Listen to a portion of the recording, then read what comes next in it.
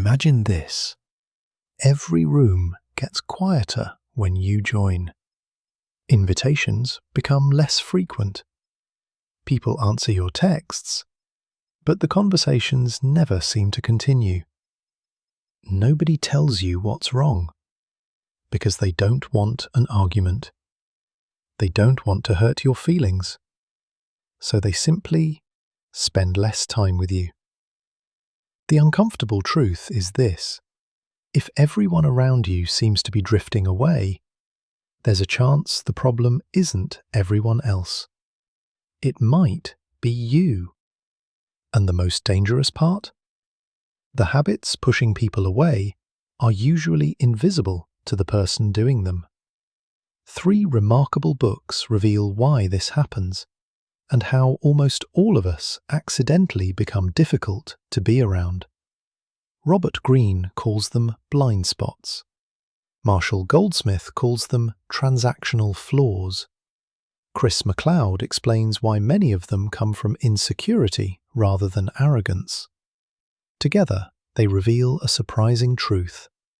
Most annoying people never intend to annoy anyone. They're simply unaware. The person who always adds more.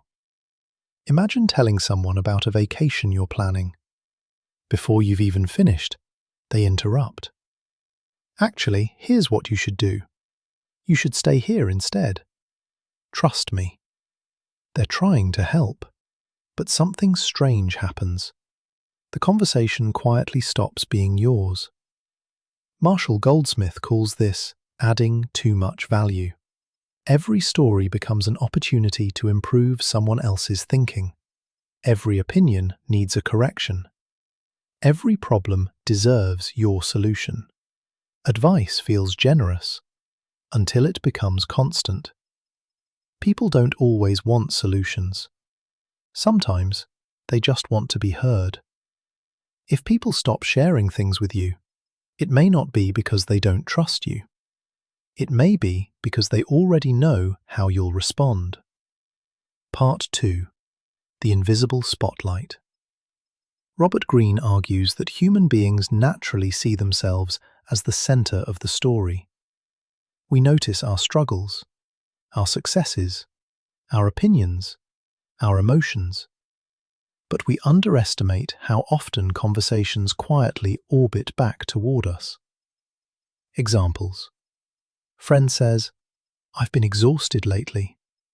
You answer, "That reminds me when I was." Someone shares good news. You immediately tell a bigger story.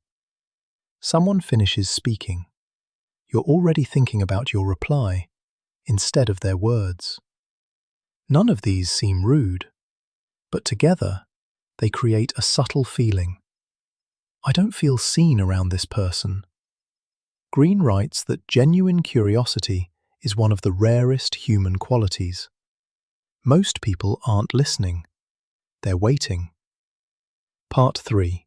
The Need to Win. Have you ever corrected someone over something that didn't actually matter? A date, a pronunciation, a statistic, a tiny detail. Technically, you were right, but nobody left the conversation happier. Goldsmith says one of the fastest ways to become exhausting is needing to win every interaction. Because every correction silently communicates, being right matters more than making you feel comfortable. Ironically, people rarely remember who was correct.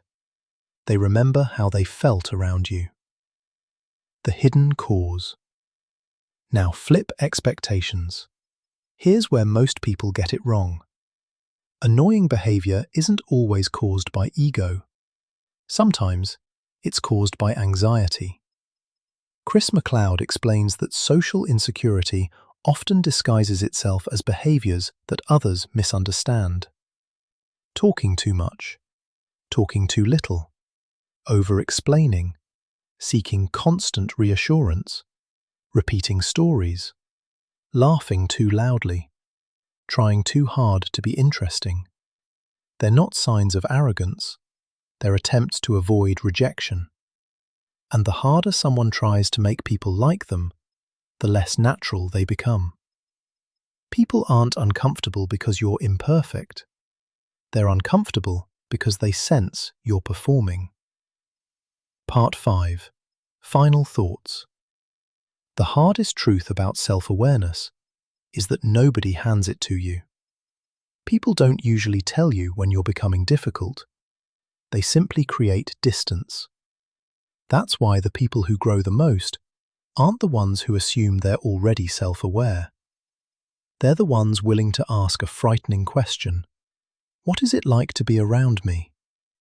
Because the moment you become genuinely curious, instead of desperately interesting, people begin to feel something rare. They feel understood. And that's a person they naturally want to spend more time with. Self-awareness isn't about becoming someone else. It's about removing the habits that hide who you really are. If this resonated, perhaps someone else needs this reminder too. Like, subscribe, and we'll see you in the next episode.